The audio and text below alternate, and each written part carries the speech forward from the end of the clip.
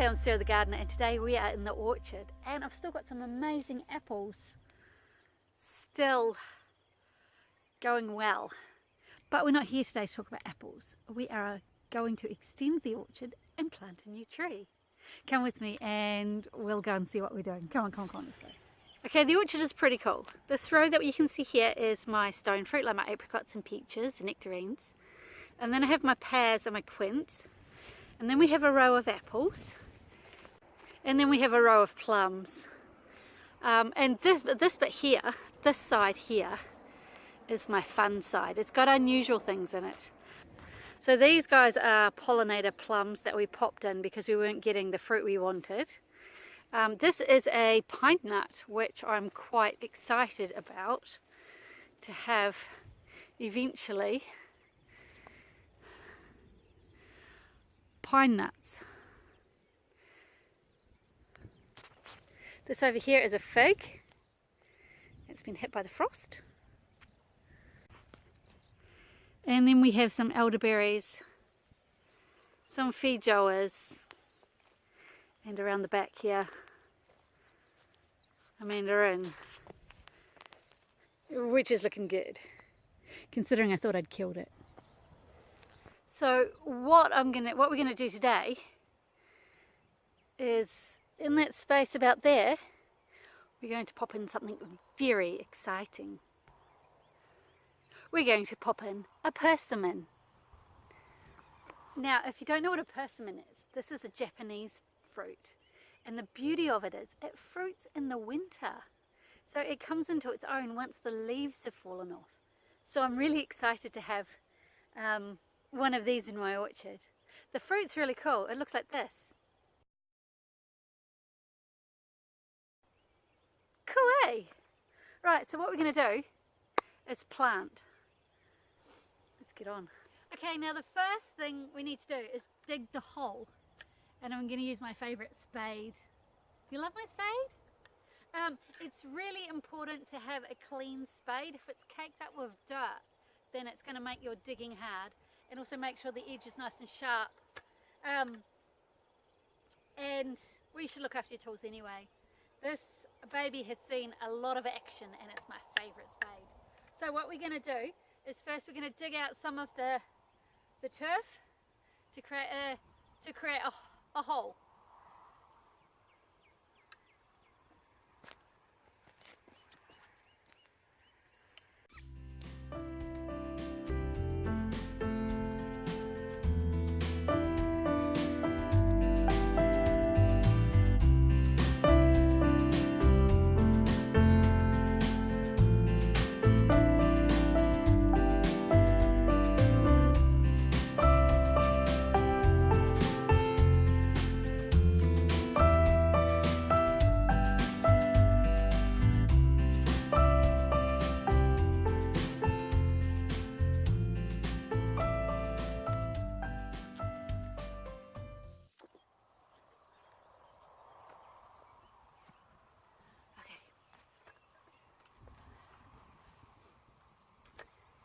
Okay, so that's the hole dug.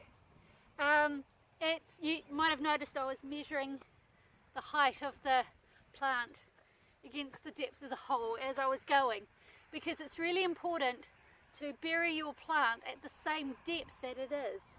Especially if it's got a graft, you certainly don't want to bury it beyond the graft.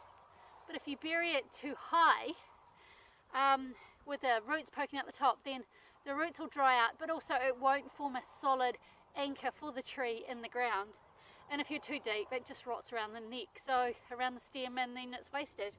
So the hole is always the same height as the plant's pot that it's already in.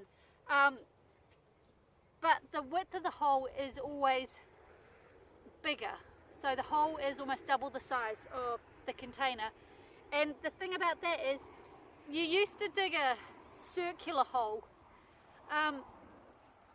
Used to be the common methodology for planting a tree. But these days they're saying dig a square hole, because the thing is,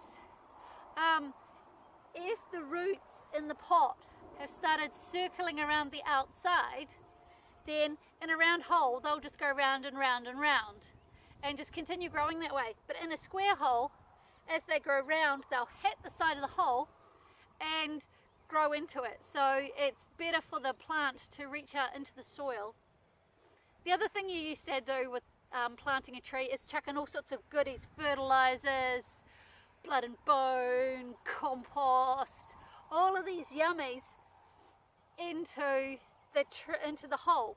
Now the reason it's wasted effort really is most of the time you plant a tree is when it's dormant in the winter.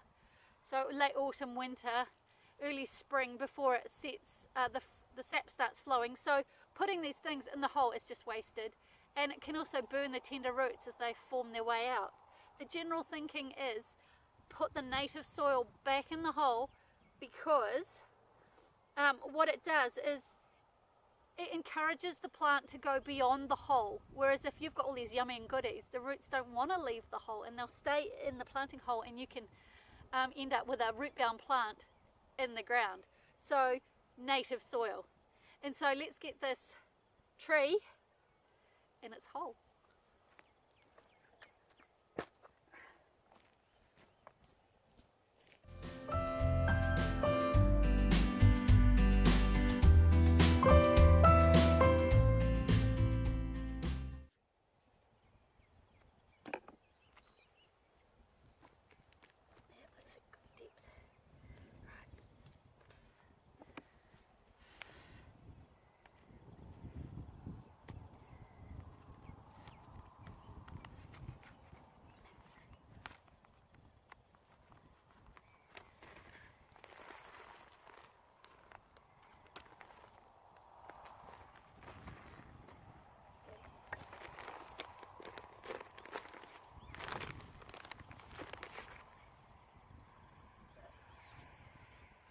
Right, right, the roots are a little bit, you can tease them out. They're not root bound, but you just want to give them a bit of a tease. If you find it's root bound, then just prune it. It's not going to hurt it. Right, so give it a bit of a tease, and then pop it in the hole. Make sure it's nice and even, and then put the soil back.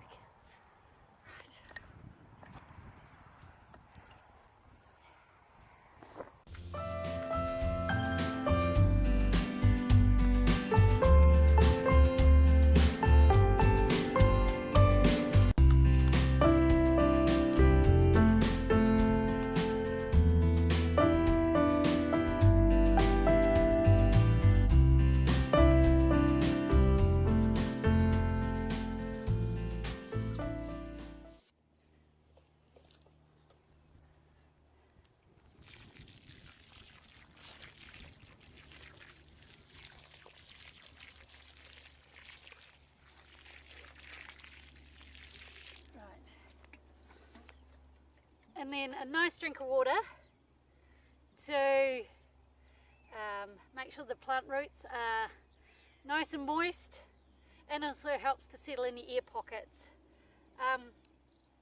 So that's that, and you can mulch it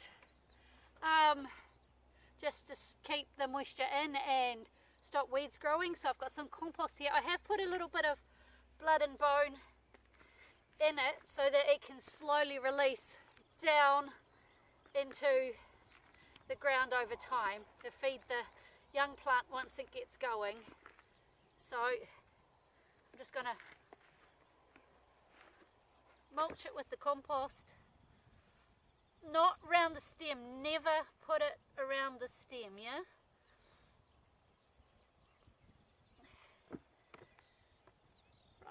And then there's one last thing to do.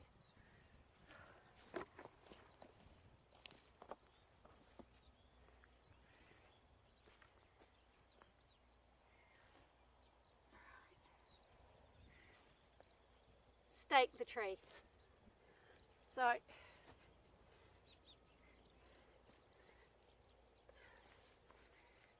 taking care not to damage the root ball. Attach a stake firmly beside the tree, and then with a piece of soft rope, a tree tie, nothing too abrasive, just secure the tree. You don't want it too tight because you still want it to be able to rock in the breeze, but if it's too loose, it'll rock the root ball and those new roots won't settle.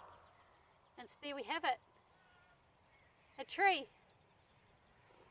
Easy peasy.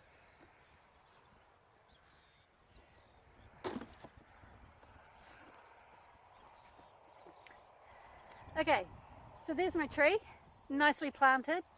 And the main reason I'm planting the tree now is Arbor Day is on the 5th of June here in New Zealand, and do you know what? It's easy. Go plant a tree. Thanks for watching, take care, and we'll see you next time. Bye bye.